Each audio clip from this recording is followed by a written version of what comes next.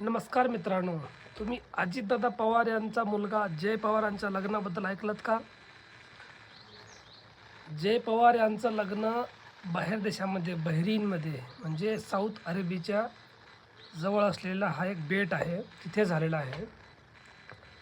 आणि त्यातली एक सांगण्यासारखी खास गोष्ट म्हणजे अजित पवारांच्या मुलाच्या लग्नासाठी राष्ट्रवादीतर्फे 2च नेते उपस्थित राहिले होते. एक सुनील तटकरे आणि दुसरे प्रफुल्ल पटेल.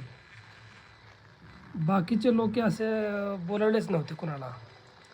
तर आमच्या जिल्ह्याचे जिल्हाध्यक्ष असो, तालुका अध्यक्ष असो, खूप कपड्याला इस्त्री करून बसले होते बिचारे. त्यांना निमंत्रणच आलं नाही.